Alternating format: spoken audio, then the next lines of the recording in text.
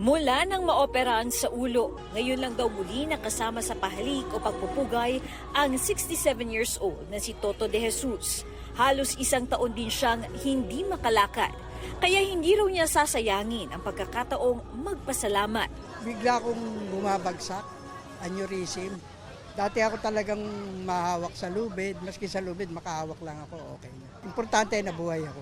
Ang magkapatid naman na Sunny at Philo, mahigit 6 na dekada ng panata ang pagpila sa pahalik o pagpupugay.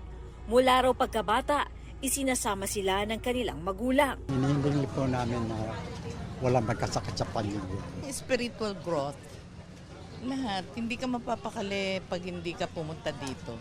Kaya laging by hook or by group, may way na makapunta dito. Ang ibang nakapila, ang hiling hindi lang daw para sa sarili, kundi para sa mga mahal sa buhay. Umaasa raw sila na diringgin ang kanilang taimtim na panalangin. Ang hiling ko lang, yung manugang ko gumaling.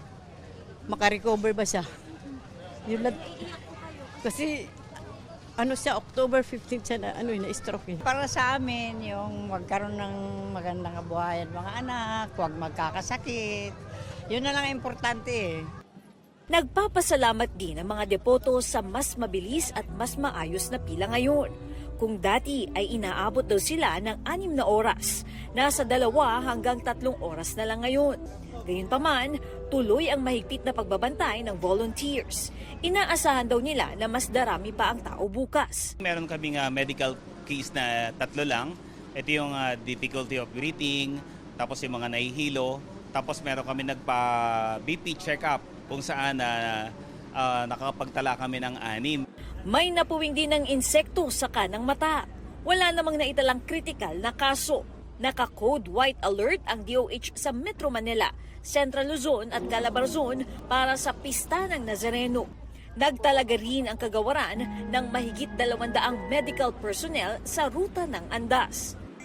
Sa ngayon, tuloy-tuloy ang ginagawang programa sa Quirino Grandstand. Kapansin-pansin ang laser lights na ginamit sa entablado. Yung pagbabago ngayon, yung mga nilagay namin mga additional mga lights effect. Like for example, yung laser na parang siyang halo. Ang Quiapo, daanan ng maraming tao. At sa pabalik-balik dito mula noon, ang naiiwan, mga kwento, tradisyon na sa katagalan ay naging kultura.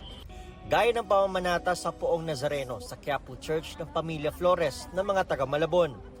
1970s pa raw na magsimulang maging deboto nito si Nanay Consuelo.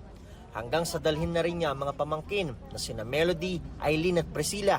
Yung mga napakalaking pagsubok, itong 3 to, ibinigay sa akin para buhayin ko. Maliliit pa sila nung namatay ang magulang nila. Dahil sa paghingi ko sa mahal na Poong Nazareno, ginabayan niya ako hanggang sa ngayon. Mula noon, nakalakihan na raw nilang magkakapatid ang pagsisimba ng sabay-sabay. At hindi raw mahalaga kung anong araw. Kaya bago pa ang pista sa January 9, minabuti nila magsimba na hanggat wala pang maraming tao. Panata ng pamilya. Kasi talagang yan lang kakapitan mo eh. Wala naman, basta si mahal na po nang pinunta dito. Ang kwento ng Pamilya Flores, kasama ng milyon-milyong deboto na taon-taong namamanata sa Quiapo Church. Iba pang usapan ng komunidad o pwede nating tawagin mga lokal sa paligid ng Quiapo. Ang pinagsama-samang kwento at ambag ng Quiapo District sa kasaysayan ay sapat na dahilan daw para gawin itong National Heritage Cultural Zone na muling sinusulong sa Senado. 2022 nang isumiti ang panukala na layong protektahan, i-preserve, i-conserve at i-promote ang makulay na kasaysayan at kontribusyon ng buong Quiapo sa bansa.